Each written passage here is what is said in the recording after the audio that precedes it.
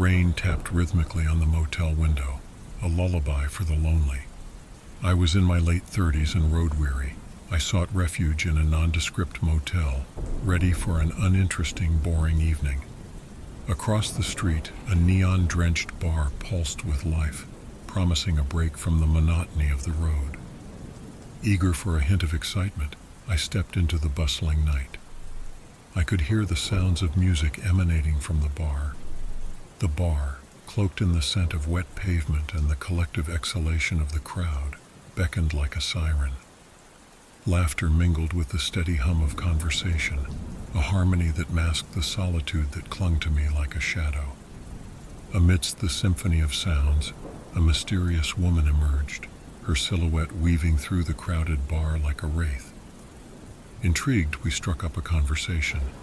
Her words flowed like poetry, and for a moment the bar's ambience became a backdrop to a shared connection. We drank, laughed, and shared stories until she suggested we retreat to the solitude of my motel room. The night air crackled with anticipation as we stepped into the rain-soaked darkness, the motel key burning in my hand like a talisman against the silence of the night. The motel room, a dim cocoon, held the promise of something beyond the ordinary. As the door closed behind us, a subtle shift in the air hinted at the unexpected. But I was oblivious, lost in the illusion spun by the enigmatic woman. In the dim light, the world started to warp. Reality blurred as I stumbled through a haze, the edges of consciousness fraying like the unraveling threads of a nightmare. As the room spun, clarity returned in shards. The realization hit. I'd been drugged. Panic gripped me, my senses scrambling to make sense of the fragmented reality around me. The woman, once an ethereal companion, now loomed like a specter with sinister intentions. In the distorted clarity, a familiar glint in her eyes became a puzzle piece snapping into place. Recognition dawned with chilling clarity. She was someone I'd known, someone I'd bullied in grade school, purposely hurting, intimidating, threatening, and ridiculing. The hazy fragments of memory and realization turned into a nightmarish revelation. This was a vendetta, a twisted revenge plotted by the shadows of the past. She had sought me out, not for companionship, but to settle the score for the torment I had once inflicted upon her. Fear, like a dormant beast, now roared to life within me. The room echoed with the sinister laughter of the past, and the woman, once a stranger, became the owner of my torment. The night, bathed in shadows and rain, transformed into a stage for the reckoning she sought. As the hours crawled, the room witnessed a descent into madness. The echoes of grade school taunts became the haunting melody of the night, each note punctuated by the woman's retribution. The darkness seemed to thicken, closing in as the past and present collided in a symphony of terror. As the night wore on, the room became a theater of horror, and the woman's motives unveiled a darker truth. In the twisted dance of retribution, she revealed the full extent of her plan to disfigure my face, an eye for an eye in the cruel ledger of revenge. My blurred consciousness, held captive by the lingering effects of the drug, offered no resistance. The woman, fueled by the flames of her vendetta, wielded a knife like a phantom in the night. Silently, she etched the mark of her vengeance onto my once untarnished face. With the dawn's timid light came the horrifying awakening. As the drug's haze began to lift, the room told the tale of a nightmarish ritual.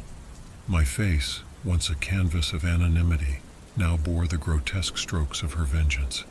The motel room, once a refuge, transformed into a chamber of horrors. The woman, satisfied with her twisted retribution, vanished into the misty morning, leaving behind a disfigured echo of the person I used to be. The echoes of revenge lingered in the disfigured reflection that stared back at me from the motel room's mirror. The scars etched on my face became a chilling reminder of my past mistakes, a haunting testimony that sometimes the shadows of our deeds can leave indelible marks on the canvas of our existence. The motel room, once a transient sanctuary, became a grim echo chamber, whispering the consequences of my past actions in every disfigured contour.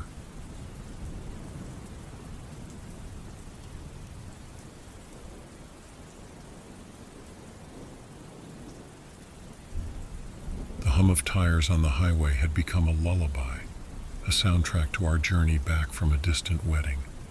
Exhausted but unwilling to push through the night, we spotted a lone motel on the edge of nowhere. The neon sign flickered a tired welcome, and we pulled into the gravel lot. The motel was a relic of the past, its paint fading and its charm obscured by years of neglect. The room we were given was small but clean, and the promise of a good night's sleep seemed within reach. As the night draped its darkness around us, fatigue claimed us both. The bed, although unassuming, cradled us in a restless slumber. It was in the dead of the night when I awoke to a cold emptiness on my side. Disoriented and groggy, I fumbled for the switch on the bedside lamp. The room that had felt so familiar earlier now seemed alien. Panic set in as I called out her name, but my voice echoed back unanswered. Frantically, I searched every corner of the room, hoping to find something, a trace of where she might have gone. The bathroom held no secrets, and the closet remained a silent witness to her absence. The only evidence of her existence was the crumpled indentation on her side of the bed.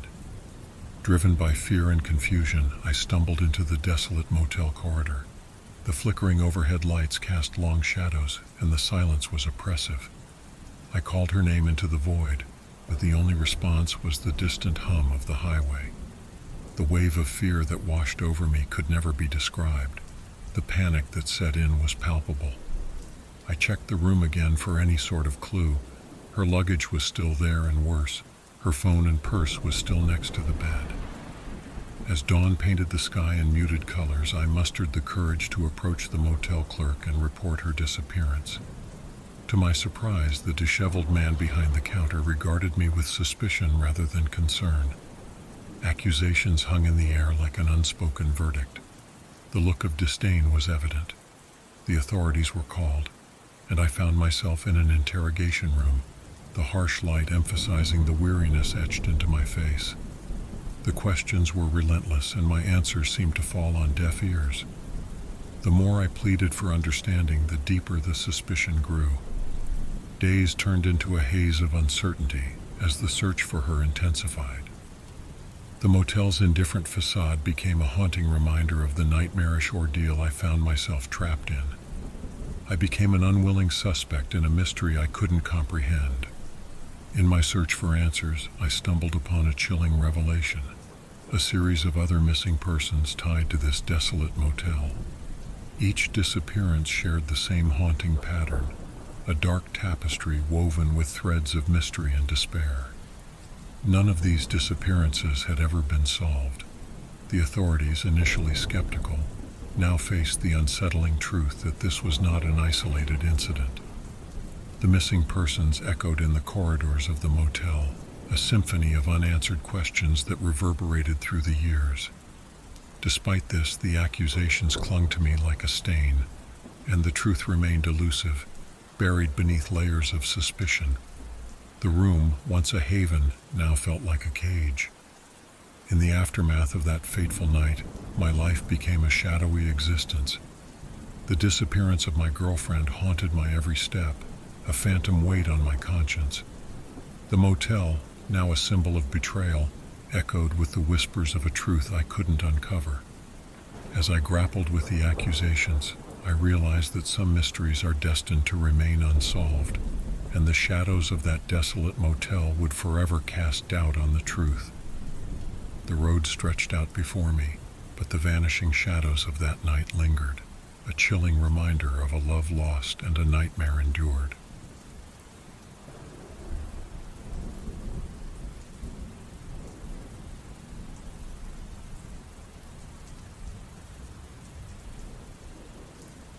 I've spent most of my life on the road, navigating through the vast highways and byways of this country as a salesman. Motels have become my second home, and each one tells a different story. But there's one motel etched in the recesses of my memory, a place that still sends shivers down my spine. It was a cold, misty evening when I found myself at the dead end of a desolate road. The motel stood alone, its neon sign flickering eerily against the encroaching darkness. I decided to check in, drawn by the promise of solitude in the serene forest that lay just beyond the motel. The monotony of my motel life had begun to wear on me, and the promise of the tranquil forest behind the dead-end motel beckoned me. The weariness of the road, coupled with a desire for something different, led me to entertain the idea of a quiet retreat into nature. The motel lobby was dimly lit, and the air felt heavy with an unspoken tension. The clerk, an elderly man with sunken eyes, handed me the key and murmured, "Room 13, the last one on the left." As I trudged down the narrow corridor, the silence enveloped me like a suffocating blanket. The walls seemed to absorb sound, leaving only the echo of my footsteps. Room 13's door creaked open, revealing a musty aroma that hinted at years of neglect. That night, as I lay in bed, an unsettling feeling washed over me. I heard faint whispers, elusive and chilling, like the murmur of unseen spirits. The window framed a forest bathed in moonlight, its trees casting eerie shadows that danced in the stillness. The relentless hum of the air conditioner and the sterile ambiance of the motel room fueled my curiosity. The forest outside, visible through the thin motel curtains, seemed like an untapped source of solace. The allure of the unknown and the need for a break from the monotony pushed me to explore the shadowy depths beyond the motel's boundaries. Curiosity got the better of me, and I decided to explore the woods. That night, the moonlight filtered through the forest canopy, casting an ethereal glow on the path ahead. Armed with a flashlight, I stepped into the woods, each footfall disturbing the silence. The trees whispered ancient secrets, and the night seemed alive with unseen eyes watching my every move. A sense of unease washed over me, but I felt the allure of the forest beckoning me deeper into its grip. As I ventured further, the branches overhead intertwined like an intricate tapestry, weaving a pattern that seemed to guide me deeper into the heart of the mysterious woodland. The air grew colder, and the rustling leaves hinted at a presence beyond my understanding. Amidst the trees, I stumbled upon an ancient graveyard, its weathered tombstones standing as silent sentinels to the passage of time. The gravestones, adorned with moss, spoke of lives long gone, each inscription a fragment of the history buried beneath the forest floor. The moonlight cast long shadows over the grave markers, and as I traced the names etched in stone, a sense of foreboding settled in the air. Whispers, soft yet insistent, seemed to emanate from the hallowed ground, telling tales of lives cut short and souls left in unrest. The shiver that ran down my spine couldn't be ignored. The sense of unease settling over me became stronger. I was drawn to this place where souls were resting, but I sensed it was time to leave. Driven by an insatiable curiosity, I delved into the history of the motel and the graveyard. The spirits that haunted the dead-end motel were entwined with the tragic tales of those who rested beneath the mossy tombstones. A community forgotten, its stories erased by time, now sought solace in the quiet corners of the forest. As I connected the dots, the graveyard became a portal to the past, where the veil between the living and the departed grew thin. The shadows, once benign, now harbored a spectral energy, and the whispers escalated into sorrowful laments.